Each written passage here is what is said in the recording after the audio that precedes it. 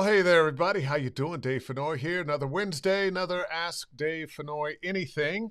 It is 6 p.m., and if you are on Facebook Live, if you are on LinkedIn, if you are on Twitter, X, or YouTube, you might be watching right now.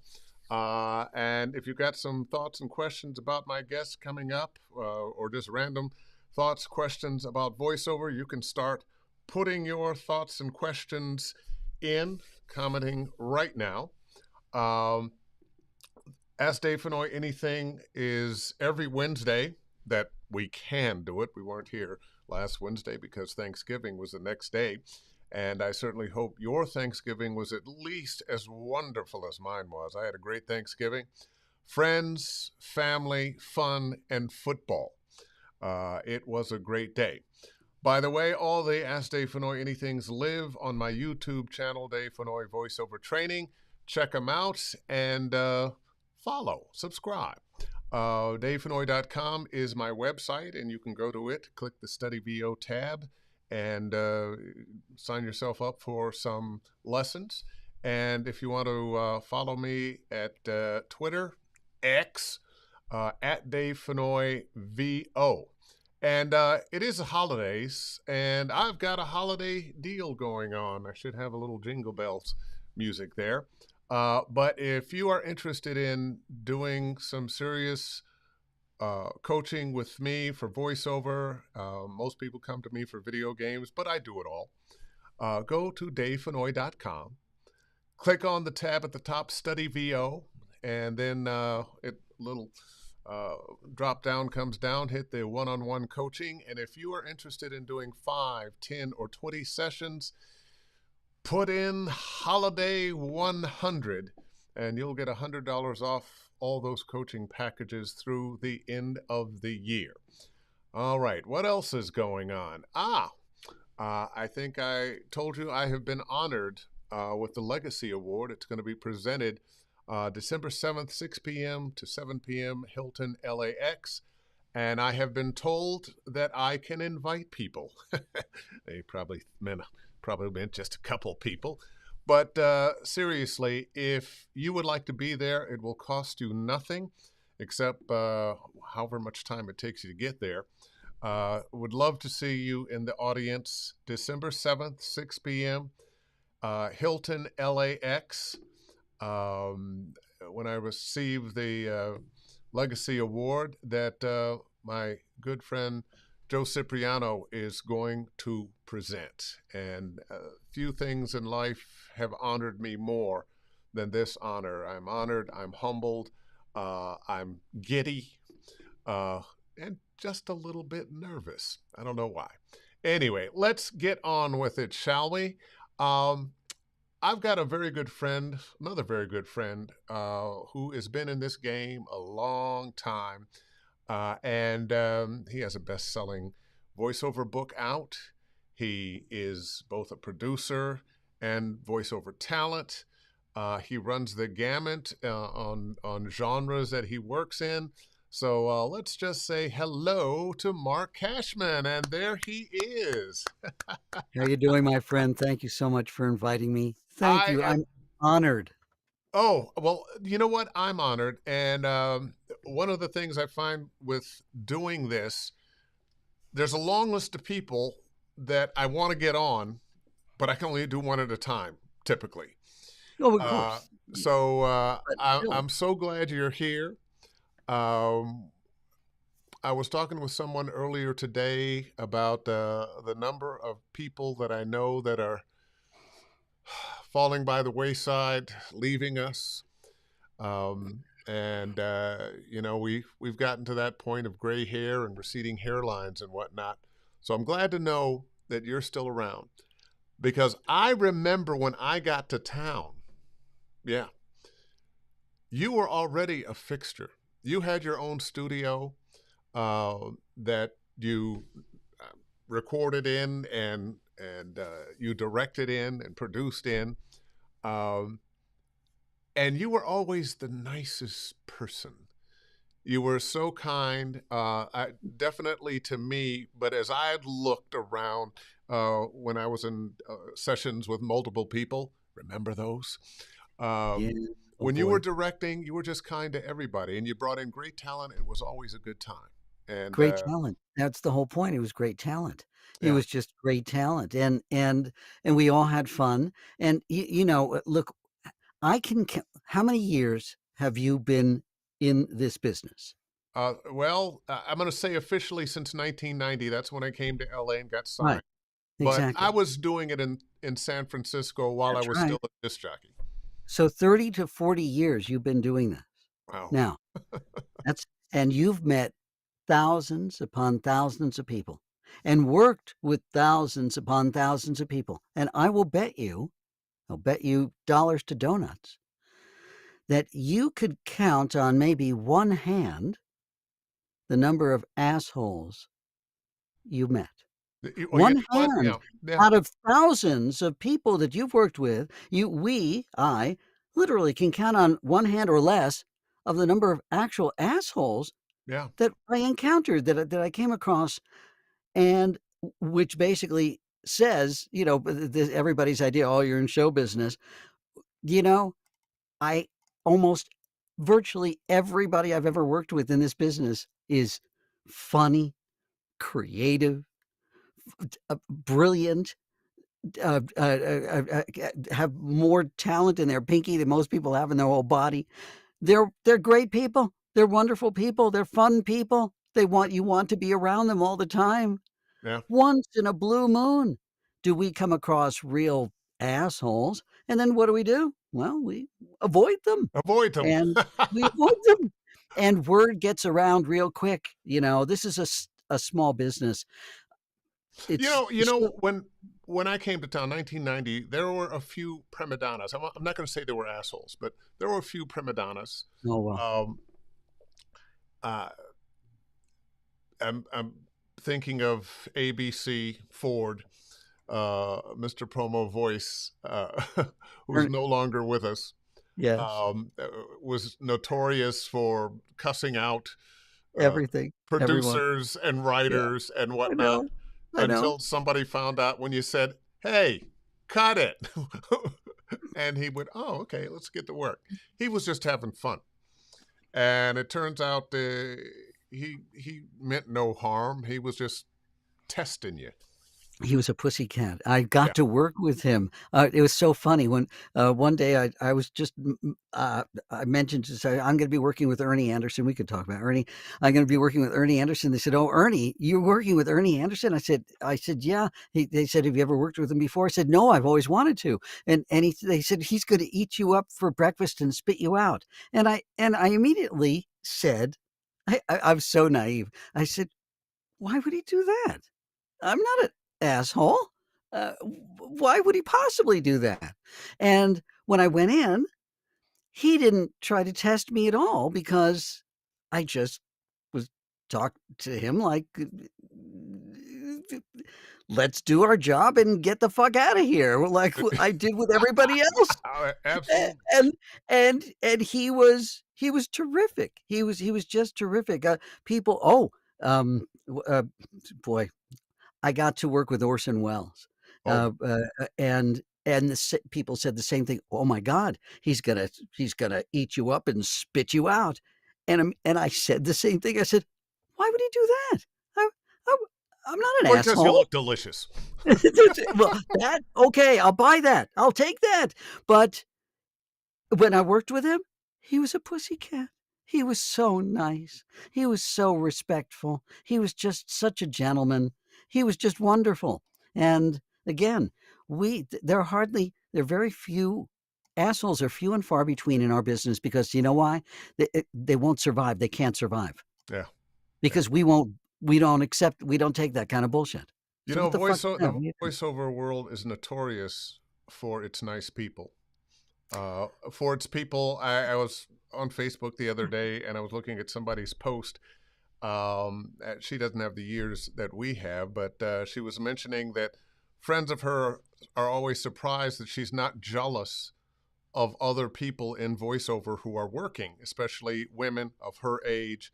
And she's, Yeah. oh no, I've got my own thing, and they need me, and I That's can't right. tell you how many times I've recommended somebody Yeah, else, or somebody absolutely. else recommended me. That's Um, called professional courtesy. yeah, I mean, come on. It's yeah. just professional courtesy. It's just ridiculous. And no, artists in their own right are irreplaceable. You are you. I am me. And uh, it didn't take us really long to figure that out. Dig it. Hey, listen, let's go back in your history. I always want to find out, like all the superheroes, their origin story. So, Oh, what's your origin story for getting into voiceover? Both, and which did you do first? Were yeah, you a director first, or yeah, were you yeah. a voice actor first? Yeah. What's crazy is I came to Los Angeles wanting specifically to write, produce, cast, and direct commercials, primarily radio commercials. And you came from where? I was living in the Midwest. I'm originally from New York, from uh, uh, the Catskills, and then Westchester, southeastern New York, and then moved to. I was in Cincinnati for a few years. Oh, you're a Buckeye a little bit. And, Yeah. I'm a New Yorker. Cleveland, born and raised. Okay, Therapy that's has helped Cleveland. me live with that. Cleveland, it's a great, a No, it's very not. underrated city. Very underrated city. Now, people get out of Cleveland to go someplace else and do something. But it's still Cleveland's a beautiful city, and it's a wonderful place to raise family if that's You haven't been there in a while, have you? Oh, well, I guess it maybe depends. But that said, it wasn't that I wanted to get out of the Midwest. I just basically, in a past life, I was teaching. I was a public school teacher, and I loved teaching. I didn't really like the kids much, and I hated the system. And so one day I heard on the radio Dick Orkin Ah, and Bert Burtis. I heard a spot that they did, yeah. and my brain exploded. I had an epiphany, and I said, "That's what I want to do." And then, right after that, I heard a spot that Stan Freberg did, um, uh, and that cemented the whole thing. So I came to Los Angeles 45 years ago, Oh boy. wanting to just write, produce, cast, and direct commercials. Of course, I knew no one. I knew nothing. I knew all I knew was what I wanted to do, but there was nobody to teach me. I had no mentor. There was no school to go to or anything else like that. I just knew that's what I wanted to do. I wanted to, So what and did you do? How'd you do it? I created a company that, you see, I knew that commercials, when they were produced, had to be produced during the day. When ad agencies were open, when advertisers were open, when studios were open, when people worked from 9 to 5 or 9 to 6. The day. Yeah. I had to leave my days available to pitch ad agencies and companies to basically get work as a writer producer, an independent writer producer, just like Dick and Bert, just like uh, uh, Freebird, So many and houses that were and doing so commercials many there. production. Yeah. Absolutely, absolutely. I'm blanking on the other names. I'll remember them later. It's But the gray hair and the receding but hairline. but you remember New Jack Sound? Yeah. Oh yeah. Okay, all right, and all the production work that was being done there, there was production work being done out on the coast, out in Malibu, in Santa Monica, in the studios, everywhere. There was production work. Bell Sound was just doing tons Bell and Sound tons was and going tons of crazy. commercials. LA Studios. Well, LA thankfully, studios, LA absolutely. Studios still there. That's Yeah. yes, thank God. And that's basically what I came to Los Angeles to do, to write and produce commercials. Well, after I only had about 3 months of savings, and after about 3 months, I ran out of savings. I found a place to live, but I still had to keep my roof over my head. I had to keep gas in the car. I had to keep food in the fridge, and I had to keep the phone in the wall. The Phone in the wall. wall. And so I had to keep that going during the day. So if I had to keep that going during the day, I needed a job to keep that what I wanted to go during the day. So that meant I had to get a second job. I had to get, well, another job to keep my day job going. So what was So that other job? I got a job driving a limousine. Huh. And I drove this limousine from 5 in the afternoon, 5:30 in the afternoon, till 1 in the morning. So were you taking movie stars and athletes to clubs Everywhere, and parties? everywhere, everywhere, all over the city. And they didn't have cell phones back then, so nobody was on my ass all day. I was just on the road, just picking up. And again, you had to have some money to rent a limo, a stretch, and that's basically what I drove. So And name some names? Who were some of the people that you picked up, and do you have any crazy stories from I those? have so many wonderful, wonderful stories. Some people will remain named, and others unnamed, only because I don't want the Hollywood Reporter coming after me Yeah. after this. Hey, you could be on One TMZ. one celebrity greeted me in her underwear, her just bra and panties, and asked me to come upstairs to her bedroom. That's how I came. You have to Is that a name? sometimes go to the Is door. that a star you're going to No, name? no, no, no one will know that name. That's not So gonna happen. And it ended up totally innocent. She just asked me to roll a joint while she was getting ready to, get ready for a party. and at And that point in your life, did you know how to roll a joint? I was very, very well versed in she picked the right person. I must say she that was one thing that I had no problem with. At that I did Johnny Carson. I actually helped Johnny Carson on with his jacket. He had his jacket on, this valet down at the bottom of this sweeping staircase in his mansion in Bel Air, and I actually helped him on with his jacket, which was very, very cool, and actually patted his shoulders and said, "Perfect." I did a little bit of the Laurel and Hardy. Fires. Perfect.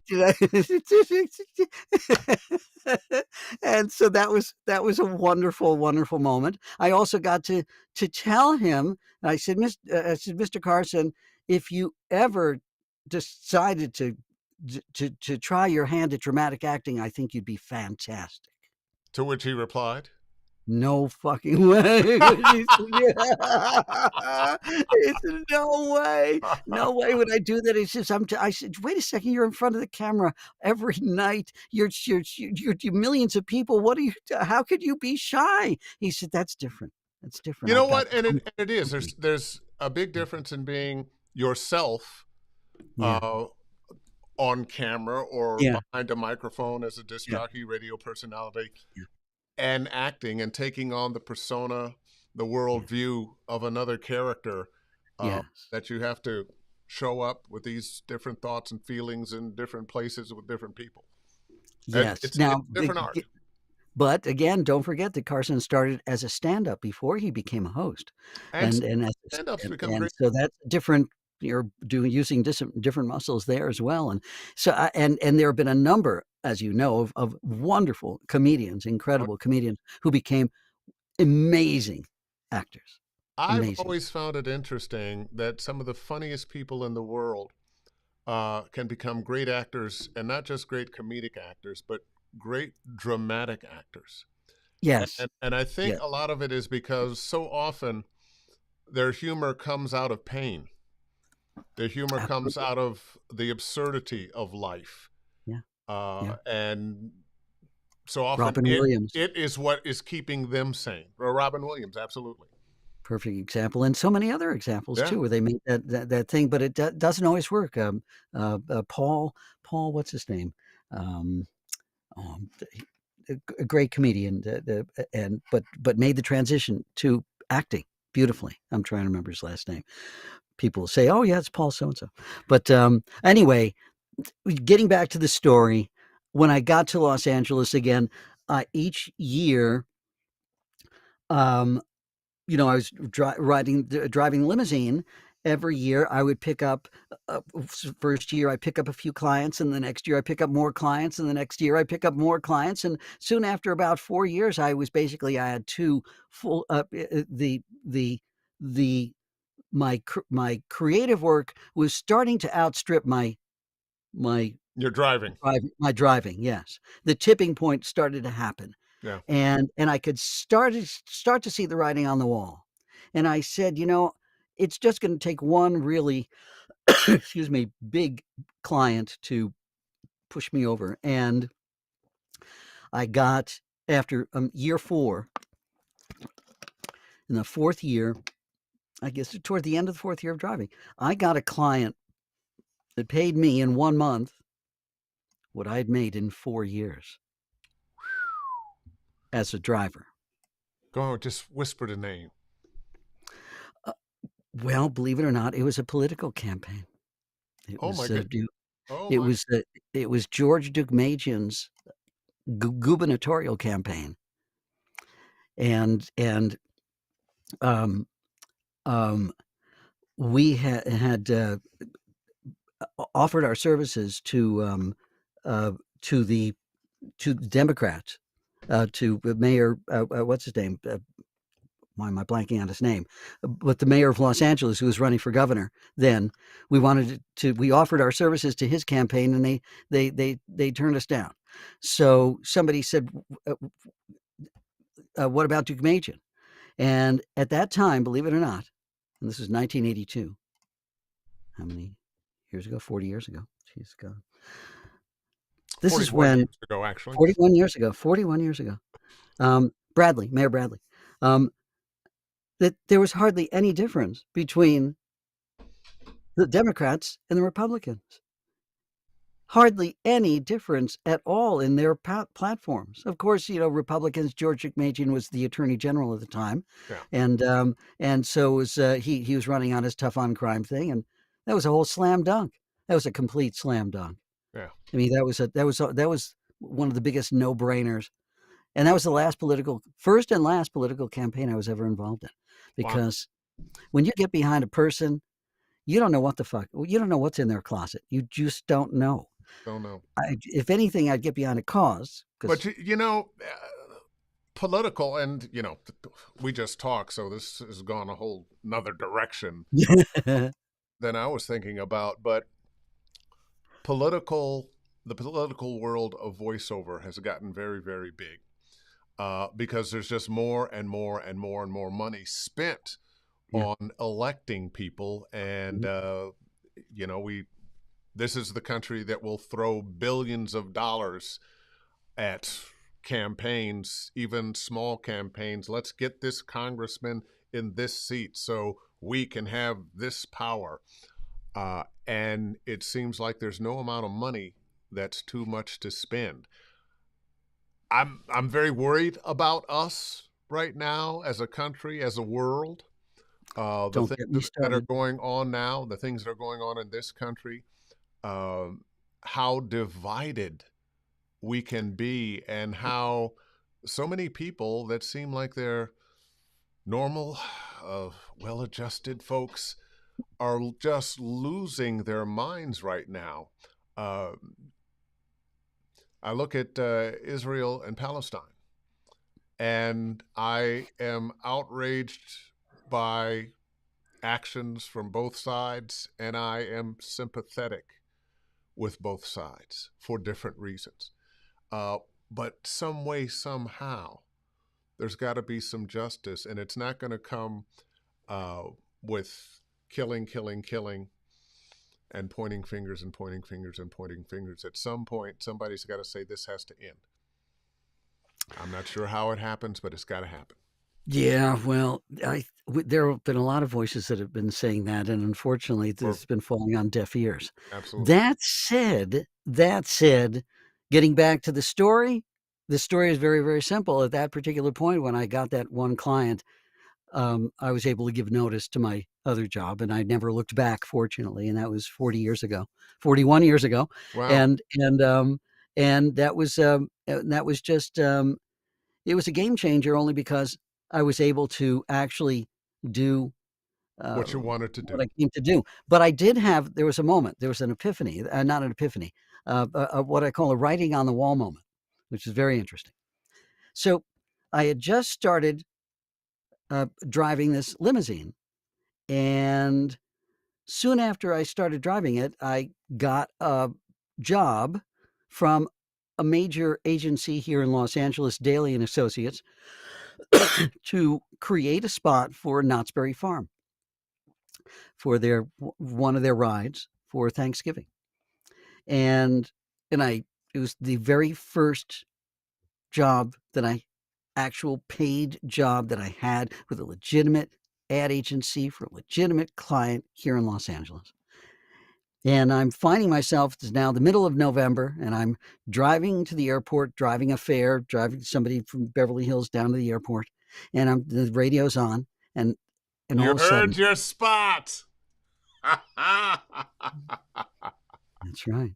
3 months after I landed here, I heard my spot on one of the biggest markets in the country.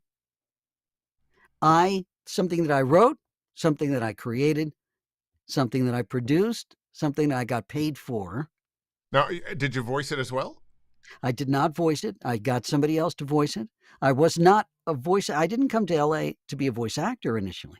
But what's interesting was after a couple of years of doing this, my clients started saying, "Oh, we want you to do it." And I immediately said, "No, no, no, no, no, you don't. I work with the top You want a talent in big, the deep voice world. person. I work with the best talent in the world. I give you a whole smorgasbord of talent that have been doing this for 10, 20, 30 years. You do not want me." And then they kept saying, "Yes, we do. Yes, we do." And I kept saying, "Oh my God." So I realized I better get up to speed on, now I was teaching myself all this other shit. Now, of course, I had Dick Orkin to listen to. I had, Bert Burtis, and everybody else in this business to emulate, just say, this is the gold standard of writing and production. And so it was very easy. I said, okay, I'm going to be as good a writer as that. That was my model. That was my template as far as I was concerned. So that's what I always aspired to. May not always gotten to it, but I always aspired to it because they were just so amazing. They were just so amazing. Chuck Bloor and Alan Barsman. The list goes on and on and on.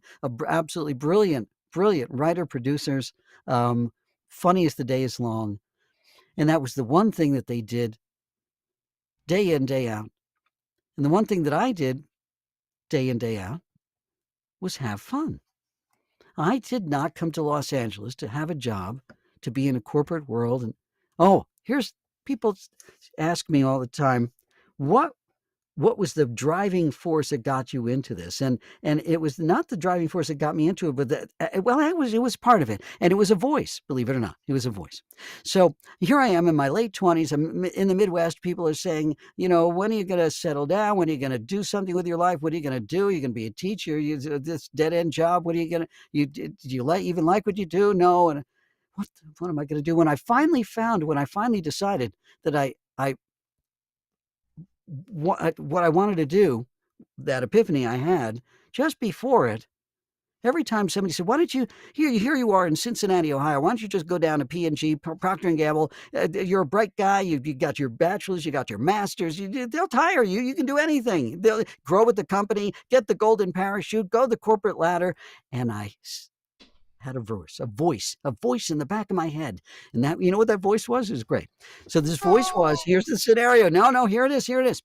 I am on the 40th floor of a corporate office building.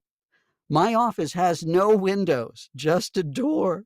Oh, At the end of the hall, is the CEO, who has a corner office and a wraparound view. And his door is open and my door is open because I have to hear him yell down the hallway, "Cashman, where's that report?"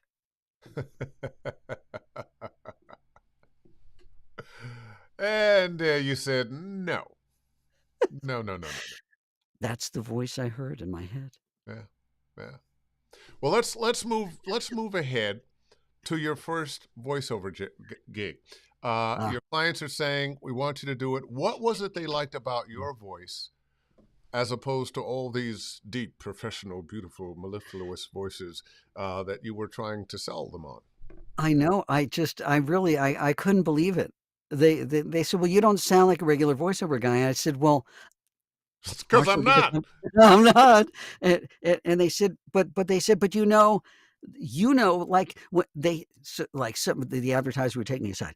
I hear you directing this guy, and you're saying it the way we want you to say it, that we think it should be said, but this guy's not saying it the way, and you're trying to get him to say it, and you're doing it, so we want you to do it. So when I kept getting that feedback, I realized I had to get up to speed very, very quickly to find out what everybody was doing. I was again emulating. I was mimicking. I was looking at, I was watching and listening to what these guys were doing and how they were doing it, but I was never formally trained. I was never trained whatsoever. I had no training at all. I'd never been in this business. I was never on radio. Everybody said, "Oh, you must have been on radio." I was never on radio ever. That said, I got lucky. Right, very, very soon after I was able to give up my second job, all of a sudden, somebody said to me, "Would you like to be involved in we have something called a voiceover workout group." A voiceover workout group? What's that? Well, we work out every week. We get together. We chip in, $10-20 a night, and we rent a studio for 3 hours in And we lift Hollywood. weights. No. And that's right. We lift script weights. We bring in scripts and we direct each other and we perform and we work out and we keep our skills sharpened and Who honed. were some of the people in that group? Oh my God, Dick McGarvin. I don't know if you remember Dick, Bob, Drew. Oh my goodness, I'm blanking on Oh, good. all So these. don't ask me about my first workout group because I can't remember a lot of those names either. But Yes, the thing I do remember was, and I started doing that very early once I came to LA. Everybody in that group got better and started working all the time. yes, yes. And I cannot stress how beneficial it is. And John Mayer. Yes. I discovered something that was really beneficial that I didn't realize. I just wanted to get better at being a voice actor and stop spending so much money taking classes. We get some people I trust and we can do it with ourselves. Yeah. But that first 15 or 20 minutes before you ever did anything, when you're sipping coffee and eating some donuts or whatever, and you're talking about what's going on with you and your career and your agent or not an agent, or you booked that thing or you didn't book that thing, the psychological value of just the community there, which is where we started talking about how wonderful voiceover people are. The psychological value of that cannot be measured. And I encourage people to get in and be in the voiceover community. Your mama don't know, your daddy don't know, your girl, your guy, husband, wife, kids, friends, they don't understand what you're going through. I remember my mom went, "Oh, you should get on that show. That's da da da da. You should do that commercial." And they don't understand the business. They don't understand the doors that have to open and the doors that close. Um, it will help you psychologically, and that will help your career. Oh yeah. Oh, there's no question. There's no question. It again, it's the camaraderie, it's the community, but it's also again, you're working with veterans. If you're lucky enough, you get to work with veterans, and you get to just again, you, you get to get inside them, and they've got little tiny little tricks, techniques, tips, all sorts of tiny little things that you say, "Oh, that's interesting. I never tried that before." And that's the other thing that you get to do as well when you're in a workout group. You get to experiment. Yes. You get because you're working with your peers, and so you get to do things that you would never do when you're alone or in a class. in a structured class or any Or in kind the of free classes money. people take now with casting directors, Yeah. so that they can be seen and heard. I mean, it's a great idea, but it's not the place you want to go and mess up. No, Um, no, no. It's just you time and a place for everything, and that's the whole. That's again, it's the safety net of a workout group where yeah, everybody feels safe. Everybody you can experiment and try different things. And when I say try different things, that means fail yeah, yes, and yes. and have a safe place to fail. Yeah. Okay, and get feedback on the failure. Right. Why did it fail? How can you make it We better? learn more from our failures many times than our successes. Absolutely. Yeah. Let's get some questions in here. Um, right, quick one from Max Goldberg. Great to see you guys, Mark. Do you foresee any new trends in VO for 2024, like from a professional standpoint or spec standpoint? One of the recent trends that has been going on for the past couple of years and is continuing is something very, very doesn't very unsurprising, and that's epitomized in the Allstate campaign that Alicia Keys is doing. Hmm. Now, Alicia Keys is a phenomenal artist, a phenomenal singer, but she brings her music sensibility to this Allstate campaign. And if you listen very, very carefully to what she's doing, she's being copied. Everybody's copying her. Yeah. She was the template for this. So it's basically the word is one word, very, very simple word it's called chill. Chill. Chill is what I call your 90% voice. 90% voice. Most jobs that we do in our full voice. We are asked to do them in our full voice. We're asked to give our 100% projection. But if you listen very carefully to what Alicia's doing, she is present, but it's not her full voice. It's not She's not, loud, no, it's not loud at all, but she's present. She's not pushing. relaxed. She's not in a hammock. She didn't just do a doob. She's there. Instead of her being there, she's there. Yeah, yeah.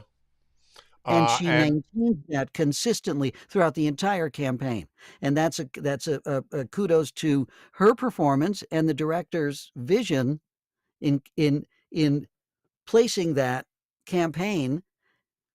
Listen very all you have to do is turn on that campaign and close your eyes. You don't have to see anything. All you have to do is listen to her, and you that don't find woman anything. epitomizes chill. Got another question for you here, Terry Briscoe. Mark, we all have things we're naturally good at and things we aren't. What genre did you have the most difficulty picking up and why? Ooh. Oh, most difficulty picking up. Um, the most difficulty. Boy, that's interesting. Well, Mm, let me put it. Let me ask it a different way. What are the genres that you haven't been able to crack? Oh, it's not so much crack. It's just it's that I don't want it. It's like vampire. So medical narration Oh yeah, for me. Medical narration. yeah. Okay, is something that Don't want that's to a work yeah. that hard. No. It's a yeah no for me. Right. Um, uh, but so that's probably been the most difficult was medical narration and and I and some people, oh my God, it's like they do it as a second language. I mean, they are just they're fluent. They are. I am as envious of them doing a medical legal tag as I am for what you do when you whistle. I still want to learn how to whistle at high pitch to break glass. Yeah, I see. I yeah, just that's and I would love to learn how to roll my R's into infinity. Roll those R. um, but but um, uh, uh, but difficult. Um, I'm trying to think. Nothing. It was the medical narration that just said, "Yeah, no, I just can't. You I know, can't do it." when I got in the biz, I wanted to do some of everything. I came in to do TV promos, commercials, and cartoons. Mhm. Narration came pretty quickly after that. At some point, video games started becoming a thing, and I've managed to, you know, do them all. Sometimes something is giving me more money and time than another, but I've never not done it all. But there's so many more genres now, and like you, when people send me things like medical narration, I go, somebody else can do that. I don't want to work that hard Yeah. right now. Yeah, no, it's not worth it. There are so many people who can do it so much better than we can, Yeah, and I know that for a fact, and plus, I don't have fun yeah, doing it, yeah, yeah. and That's me. those are the That's me. 2 words that are that gird virtually everything I do, work-wise, is have fun. Yeah, always feel like I can do it. But it's not Y going to be fun, and I'm yeah, going to look up these words, and I'm going to have to, yeah. Oh, no, no, I won't even call my bother to. sister, the doctor, No, and any find words that how I gotta to. look up, I'm sorry, that's too much work. It's too much work. Ty But a good Wilkins, question. Thank you for the question. yeah, Ty Wilkins has a question here. If Huh, this will fit on the page, there it is. for Dave, Mark, grounded. which do you prefer? Grounded realistic reads or Oh, animated exaggerated reads, and why? Also, no. I have an opportunity for a big step in my VA career coming up next week. Can I get some good luck? Well, good luck, my friend. Good luck, good luck, good luck. I want break a lip, whatever it is you're doing out there, I want you to break a lip. And your question, is I love doing both because they're both they're both wonderful acting. So with realistic stuff, I it's a real challenge because I wanna make sure. See, every actor, every serious actor, doesn't matter what the platform is, whether it's stage, whether it's on camera, whether it's a microphone, every serious actor is performing most of the time for their peers. And so therefore, when they can come up with a believable performance, and their peers say, yes, that was you are you're the video game actor of the year. Your performances are just knocking us out. Well, that's the best compliment you could possibly get is from your peers. And so we always strive to do that as serious actors. But one of the best audiences you can ever have is 3 to 6 year olds. Hmm. 3 to 6 year olds is the best audience you will ever have because they will laugh at everything you do, regardless of how crazy your performance is and how wild your performance is. And that's the beauty of that. We when we're performing, most of the time we perform for our peers. We rarely get a chance to go broad. We rarely get a chance to go big. So when you do it because you're going to have the best audience in the world because they're going to laugh at everything. Your audience is going to be sitting Indian style on the floor sideways, giggling with everything you do when you have toddlers as an audience. Yeah. So enjoy going broad because you rarely get a chance to do that. Most of the time, we're performing for our peers, and that's very demanding, that's very challenging, it's very intimidating because they are one tough audience. Our job as actors are 2 things. One is to always honor what the writer wrote, and 2, to not make our audience roll their eyes. Allow them to have that willing suspension of disbelief. Well, if your performance is good enough, yes. Yeah, let's get another question in here. Um, but isn't there a voice that can be also displayed from either the nose or the diaphragm? Well, that's called placement. That's called voice placement, and there are more than one. There's more than one place than just the nose and the diaphragm. There are other places: the top of the head, the back of the throat, the package, the front of the lips. I mean, there's so many places. There are so many wonderful, amazing acting teachers, voice acting teachers out there who can show you and explain to you about placement. James Alberger, the guy who wrote the Bible of the art of voice acting, he's got an entire chapter on placement of where you can place a voice. But that's just part of the process of performance, of placement of where you're going to place the voice. There are so many other moving parts to just placement. So consider that's again, placement of the voice is just one tiny part of an entire performance of building a character, of where that character is coming from. Many Well, times you can determine placement I want to by get a few more questions in here. You're yeah, giving very complete and good answers. good, good, good. But that was a good question.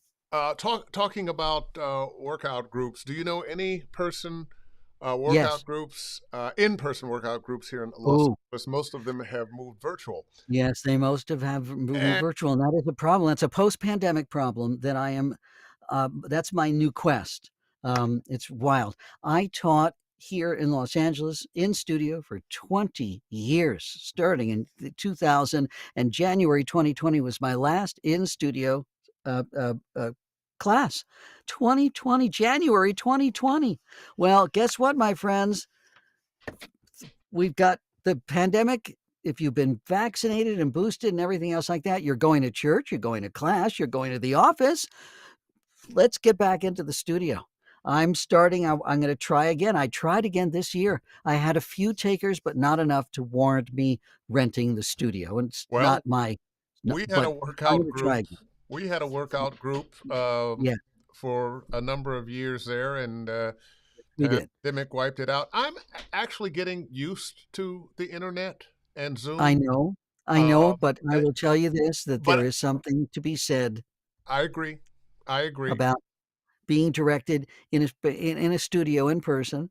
And do you know that there's an entire generation of people, voice actors now, who've never been in a commercial studio, never worked in a commercial studio? They've only been directed in their own home studio. They've never walked into a Bell Sound. They've never walked into LA studios. They've never walked into Mark Grau's place. They've never been in an actual commercial studio. It is frightening. It's scary. It's a whole new world. You know, it is a whole new world. I'm just going to say the only constant is change. And at some point, this had to happen, this had to come. And much as I do, and fortunately, from time to time, I do get to go into studios, um, I've resigned myself and I am enjoying that I can come downstairs here to my studio, pop in my booth, and do my It's thing. And it's wonderful. It's the most convenient thing ever, and everybody who now works from home, who didn't beforehand, appreciates that even more so. I don't know, again, if everybody takes on this mindset, how much longer commercial studios can exist. well, a lot of them have gone. A lot No, of I the know. studios we I used to I know work in that at have least gone. as many studios closed during the pandemic as restaurants did. Yeah. So, which And is scary. actually, they were even closing before, Yeah, because a lot of yeah, us, especially those of us who were doing TV promos, have had yeah, home studios since yes, the late 90s. yes. And then when the pandemic hit, man, it just wiped a whole bunch of things out. And you And yet cannot have a voiceover career now unless no. you have a home studio. No, when January 2020, when the hammer came down, actually March 2020 hammer came down, everybody in our business said, "Well, it's just gonna be business as usual. We're just gonna be No, here in our place," no, and that changed a little bit. that's changed. That said, good question regarding the in-studio workout group. There is none that I know of, but I'm working on that. Okay. I consider it now. My studio's a little more roomy now. I have room for people that could sit, Yeah, and I've been thinking about it as well. yeah. Kelsey V, hey guys, how do you get yourself energized during a read if you're having a rough day? Is there anything you do to help get in the mindset? A drink you like, a certain warm up, etc.? Good question. Wow. Oh, probably just literally air, fresh air. Just literally a quick walk around the block, just to get yourself energized. Um, I've uh, I've got a fountain outside my front door, so in between sessions, I literally just go out on my front porch and just listen to the water, and just refresh. I do what I call an ear wash, just to do that. Um, and and our enemy is what we're doing right now. What Dave and I are doing right now. We're sitting, and so I try to be mindful of getting up at least every 15 minutes. But sitting in front of our monitors is killing us slowly, and that is our enemy. So I always want you to be mindful of that. And so I always just try to. Sometimes in the middle of a session, I'll just turn off my camera, just get up and stretch and listen Oh, and there you stuff go. like that. Hey, I want to talk about your book. Yes, Um, yes, if you uh, befriend Mark on Facebook or follow him, you'll run into some of his little tips and whatnot, which so many of them are just gold. But your book, which by the way, I bought it today. I said, you know what? I won't have it before the interview, but I'm gonna have this because I do I wish like your you tips. told me. VO, that was very clever. Tips, tricks, tools, and techniques to start and sustain your voiceover career, Marc Cashman. And you've got some great stuff in there. You've got some great stuff in there. Got a couple of them here. It's okay to submit multiple takes for shorts, 5 to 10 seconds copy, but most times keep 30s and 60s to one take. Very simple, very smart, a question a lot of people have. And I am going to agree from time to time that 30 or that 60 on a commercial. If you have something really, really, really different, sure, go for another take. That's right. That's Uh, right. and when you look beyond commercials, say narration, no, just give them what you give them. But video games, cartoons, if that character is going to change, if they're really going to uh, have a different feel, different accent, whatever, then That's different. that's different. That's different, but that's different. See, this is again when I say multiple takes for short 5 to 10, and this is commercials. This is not video games. Video games, in terms of it all depends upon what they give you, how many lines, also the direction. They'll tell you sometimes how many takes they want. Give us 3 in a row, whatever the case may be. Um, but for commercials, again, I always say keep them wanting more. All right, let them want more. Don't overdo it. Give them one great take, and leave them wanting more. Yeah. Unless, as you Very, said, very, you very got a good really advice. good Often, reason to get another one. often we're in the mindset, oh, I want to show them what else I can do. Or Yeah, wait a minute, that little phrase there, I just want to make it different in this. But if it's the read is pretty much the same, they might not even yeah. notice that. That's No, that's in your head, and you'll find over a career that the takes that you think were the winners aren't always the winners for oh, the people who are hiring you. It'll drive you nuts. I can't tell you how many times I've done an audition and sent it in and not even thought about it. And a few months later, my agent will say, "Remember that thing you did on?" No, I don't. Can you send it to me, because I tossed it out already. Yeah. So the stuff that you thought you got, yes, I killed it. Crickets. And then the stuff that you okay, I'll give this a shot, and then you forget about it. Holy shit, I got that. And that happens. That happens all the time. But All regarding the tips in there, I do post a voiceover tip every day, daily, on LinkedIn, Facebook, Instagram, and Twitter. And I'm trying to work out TikTok, figure out how I'm going to do that. And um, and each tip is a tip, an actual tip that you can learn today and apply tomorrow. That is how I teach. That is what actually, I'm that's not all about. true. You can learn today and apply later today. That's right. Later today, you're absolutely right. Okay, thank you. That's right. And Depends I on like this. how late in the day. Yeah, I like this second one too. And I just grabbed a couple randomly. Yeah, yeah. Yeah. If you're a couple of seconds under or over in an audition, as long as it sounds good, it's still okay to submit. That's right. Don't that 30 seconds is not engraved in stone.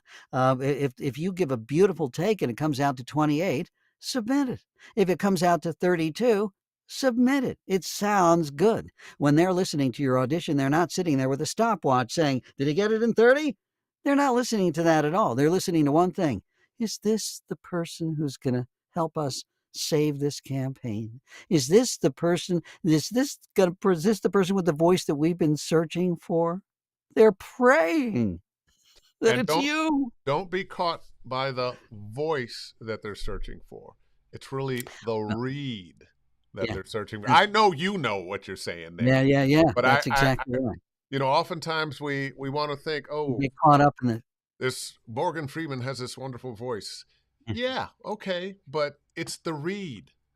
It's I run into people all the time with great voices, can't voice their way out of a paper bag. Do you know? I'm trying to remember how. This was quite a while ago. There was a guy. I can't even remember his name, and he had what everybody know in the business in the industry knows is known as pipes. He had the Had pipes. the pipes. He had the voice of God, right? I mean, and everywhere he went, people said, "Oh, you must be in voiceover. You must be in voiceover. You must be in voiceover." Well, his head got big, big, big, and he sunk $50,000. He took his guest house in the backyard and turned that into an entire studio. Turned out he didn't have the talent to punch his way out of a paper bag. He had the voice print, the actual vocal cord structure of the voice of God. When he spoke to you, you sounded like the voice of God, but he couldn't act to save his life. And He couldn't I bet a lot of take that direction. was he was listening to his voice. Oh yes, he fell in love with the sound of his own voice. There's no question he fell in love with the sound of his own voice. And And that can be the kiss of death. that's a kiss of death. Absolutely. Absolutely. It's telling the story. It's always telling the story. It's always telling the story. And again, if you can tell the story to your peers and make them go, "Oh," that's it. I was looking at something else that you had written. It was a tip you gave, and it said voice actors, because they're in a vocal booth, have to think outside the box literally and figuratively. And it reminded me so much, especially when I'm working video games and character work, Oh, yes. that okay, you're in this booth, microphone, words on a page. We have to replace those things that the on stage, on camera actor has, which another actor, uh, in costume, movement, um, Movement through three-dimensional space. exactly. And it was like, and I tell students all the time, listen, you should work with a number of different people. We're all going to, if we're good, we're all going to be saying the same thing using different words. And That's right. I just thought that was an incredibly good tip that, yeah, you're in the booth, but make it this virtual thing that floats away and put yourself in the space of where you are communicating. Absolutely. There's no question about it. It's what makes an actor believable are four primary things. One, they know they understand who they are in the scene, in the story. They understand their role. Two, they understand what they're talking about. They understand the subject thoroughly. They understand who they're talking to. Whether it's one person, a couple of people, a few people, a bunch of people, a lot of people, more people, huge people. And they understand where they are in three-dimensional space, where they are saying what they are saying. If they don't understand any of those four things, they don't understand the story. And if they don't understand the story, they have no right to tell it. I got one more that I loved. That I read each sentence as a new thought. Expound, Professor. Oh man, it's just purely a matter of basically just being connected and just being present. That's the whole thing.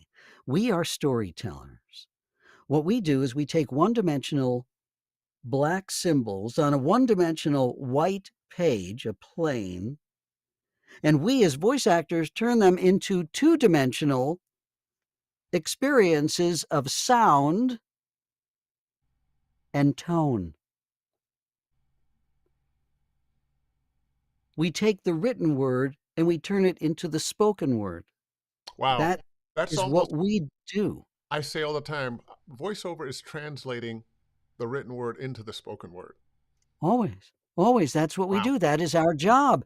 Our job is, first of all, fundamentally to honor what the writer wrote, unless the writer's wrong. Sometimes they try to help you and it gets in the way. And again, the thing is, we're a team. We help each other. That's the whole point. That's our job. We help each other. We're the interpreters. We honor what the writer wrote. Today's tip was honor the writer's intentions. That's our job. I meant well. I'm sorry. I put the ... in there and underlined it. Yeah. Yeah. Okay. Now, honor the writer's intentions. And every platform has different rules. Okay. Stage, you are not allowed to change one word the writer wrote. Not one. Not one. That is the hard and fast rule of stage. You cannot deviate from the script. You cannot. You can't add words. You can't subtract words. But it's interesting. With film, you have a little bit more wiggle room. If you're a celebrity, you have a little bit more wiggle room. Here's a great little story. They asked Christopher Walken, "What do you do with a script when you're getting ready to do a play or a film? What do you do with the script?" He said, "The first thing I do is I take out all the punctuation marks." He takes out all the punctuation marks, all of them. He honors what the writer wrote. He says the words the writer wrote, but he doesn't say them the way The the writer writer wrote. said them, And you know what? or anyone else for that matter. I tell people in that translating of the written word to the spoken word, it's not how we speak. The periods, the commas, that's not how we speak. The commas, No, they're for meaning.